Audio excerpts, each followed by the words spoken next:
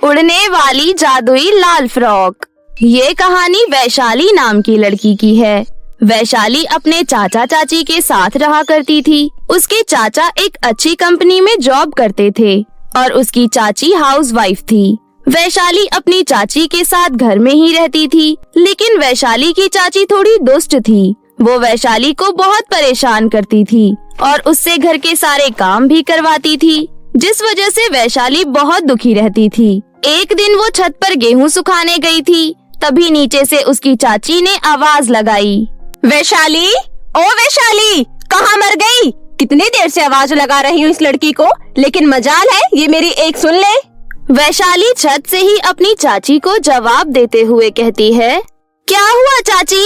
मैं छत पर गेहूं सुखा रही हूँ। वैशाली भागते हुए नीचे आती है और उसकी चाची कहती है, इतनी देर से नीचे बुला रही हूँ, सुनाई नहीं देता है क्या? चाची वो मैं ऊपर गेहूं सुखा रही थी, मैंने सोचा वो काम निपटा कर ही आऊँ। कहिए क्या बात है?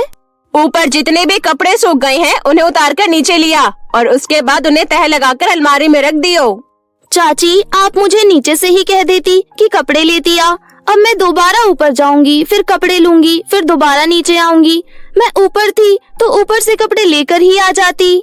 मुझे मत सिखा मुझे क्या करना है और क्या नहीं। अगर मैंने तुझे नीचे बुलाया है इसका मतलब तू नीचे आएगी और उसके बाद ऊपर जाकर दोबारा कपड़े लेकर नीचे आएगी, समझी? इसी तरह वैशाली की चाची उसे बेवजह परेशान किया करती थी। वैशाली के माता पिता का देहांत हो गया था, इस वजह से उसे अपनी चाची का हर कहा मानना पड़ता था, क्योंकि उनके घर के अलावा उसके पास कोई आसरा ही नहीं था। एक दिन की बात है, बाहर मौसम खराब था और बहुत तेज बारिश हो रही थी। उसी बीच चाची ने वैशाली से कहा, सुन वैशाली, आज मौसम बहुत अच्छा हो रहा है, इसलिए जरा पकोड़े तल ले और हाँ, आलू के पकोड़े बनाना। लेकिन चाची मैं पकोड़े कैसे बनाऊं? नमक तो है ही नहीं। नमक कल रात ही खत्म हो गया था। मैंने आपको बताया था, आपने कहा था आज आप राशन मंगवा लोगी। ओहो, इस नमक को भी अभी ही खत्म होना था। तू एक काम कर, अभी दुकान जा और नमक लेकर आ। लेकिन चाची बाहर तो बहुत तेज बारिश हो रही है, मैं भीग जाऊंगी।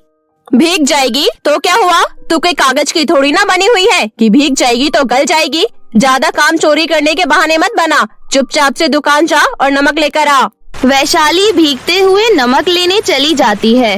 वापस आते वक्त बारिश की वजह से उसका नमक भीग जाता है और कीचड़ होने के कारण वो फिसल भी जाती है।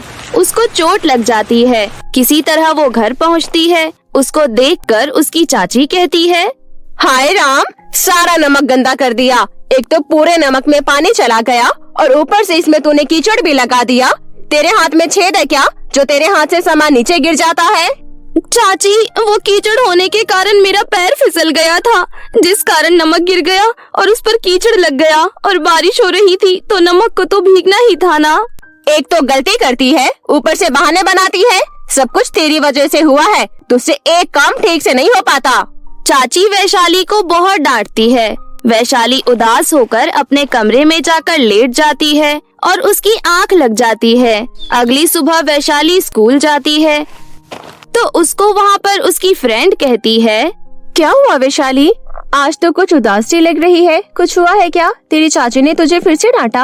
हाँ यार, अब तो मुझे इन सब चीजों की आदत लग गई है। चाची छोटी छोटी बातों पर मुझे डांट देती है, जबकि मेरी कोई गलती भी नहीं होती।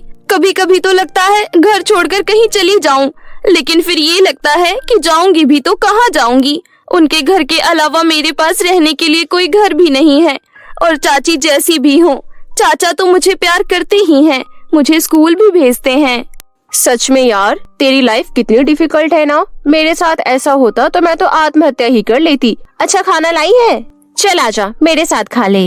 वैशाली की फ्रेंड उसके साथ अपना लंच शेयर करती है, पर वैशाली के दिमाग में उसकी सहेली की कही बात घर कर गई थी। उसके दिमाग में बार बार एक ही चीज चल रही थी, आत्महत्या आत्महत्या आत्महत्या। वो घर चली जाती है। घर जाने पर उसे फिर से चाची से डांट पड़ती है। रात होने पर वो छत पर चली जाती है और छत से नीचे देखते हुए एक ही बात सोचती रहती है, किरण सही ही तो कह रही थी, अगर किसी की जिंदगी ऐसी हो तो वो आत्महत्या ही करेगा। मैं भी यही करूंगी, मैं भी आत्महत्या करूंगी। वैशाली अपना पूरा मन बना लेती है कि वो छत से कूदकर अपनी जान दे देगी। तभी उसको लाल कलर के कपड़े में कोई अपने छत से उड़कर जाता हुआ नजर आता है। वो देखने लगती है, अरे अभी मुझे ऐसा क्यों लगा कि मेरे ऊपर से कोई लाल कपड़ों में उड़कर गया है। वैशाली इधर उधर देखने लगती है। वो देखती है कि आसमान में एक परी उड़ रही है जिसने लाल रंग के कपड़े पहने हुए हैं। वैशाली ने परी को देख लिया है। ये देखकर परी उसके पास आ जाती है। परी को देख वैशाली कहती है, कौन हो आप और आप उड़ कैसे रही थी? मैं लाल परी हूँ।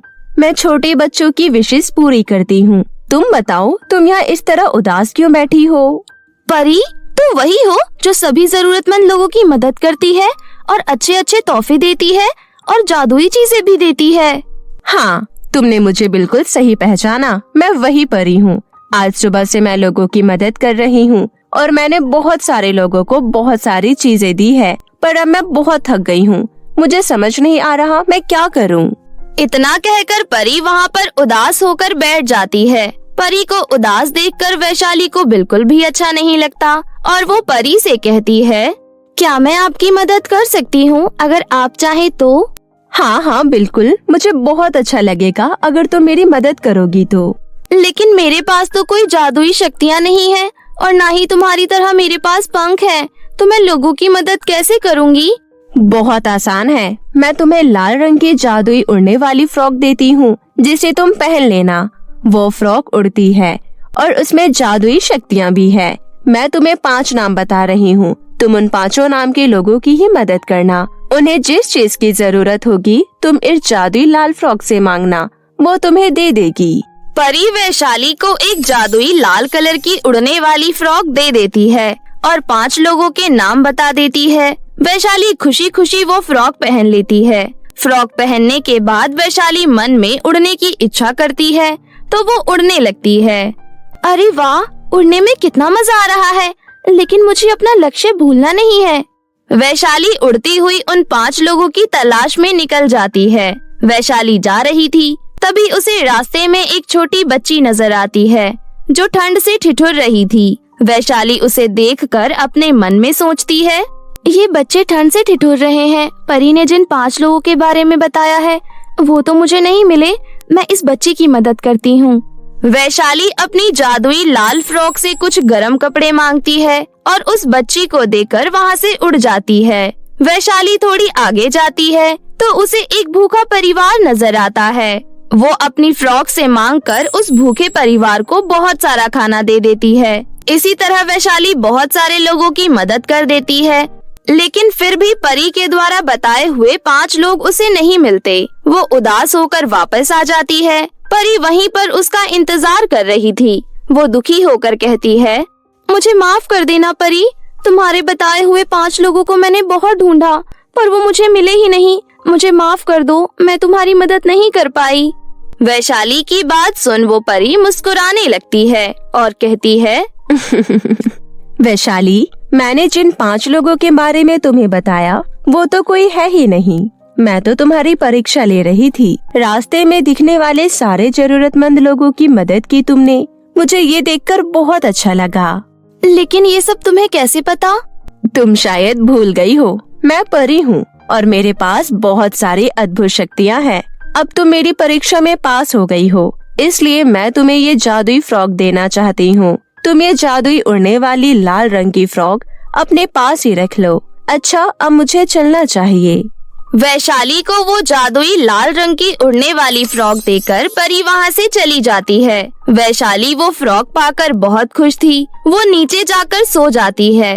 अगले दिन सुबह वैशाली बहुत खुश थी। उसकी चाची ने उसे जो भी काम बोले उसने फटाफट जादुई लाल फ्रॉक की मदद से कर दिया। इसी तरह उसकी चाची जो भी कहती वैशाली उस काम को बड़े ही अच्छे से कर लेती, क्योंकि उसके पास परी की दी हुई जादुई फ्रॉक जो थी। ये सारी चीजें उसकी चाची को खलने लगी। उसकी चाची ने अपने मन में सोचा, ये लड़की जो ये लाल कलर की फ्रॉक पहनती है, इसे ना तो मैंने दिलवाई है ना ही इसके चाचा ने दिलवाई है। फिर ये इसके पास आई कहाँ से? और मैंने एक चीज नोटिस की है, जब से इसके पास ये फ्रॉक आई है ये बहुत खुश रहती है और कितना भी काम बोलो तुरंत ही कर देती है। कुछ न कुछ गड़बड़ तो जरूर है, मुझे पता लगाना होगा। वैशाली की चाची वैशाली को बुलाती है और कड़े स्वर में उससे जादुई लाल फ्रॉक के बारे में पूछती है। वैशाली डर जाती है और अपनी चाची को सारी बात बता देती है। वैशाली की चाची उससे उसकी जादुई लाल फ्रॉक मांगने लगती है। तभी वैशाली अपने मन में कहती है, हे जादुई फ्रॉक, कुछ ऐसा चमत्कार करो कि मेरी चाची मुझसे प्यार करने लगे। तभी जादुई लाल फ्रॉक से एक रोशनी निकलती है और वैशाली की चाची के अंदर समा जाती है। तभी उसकी चाची कहती है, अरे वैशाली बेटा, ये फ्रॉक तुम पर कितनी जच रही है। जाओ तुम पढ़ाई करो, मैं तुम्हारे लिए बढ़िया बढ़िया खाना बना कर लाती हूँ। वैशाली ये चमत्कार देख बहुत खुश होती है और अपने कमरे में चली जाती है। अब उसे किसी चीज की परेशानी नहीं थी, क्योंकि उसके पास जादुई लाल रंग की फ्रॉक थी। उस फ्रॉक की मदद से गरीब और लाचार लोगों की मदद करते हुए वैशाली अपना जीवन खुशी खुशी व्यतीत करने लगती है।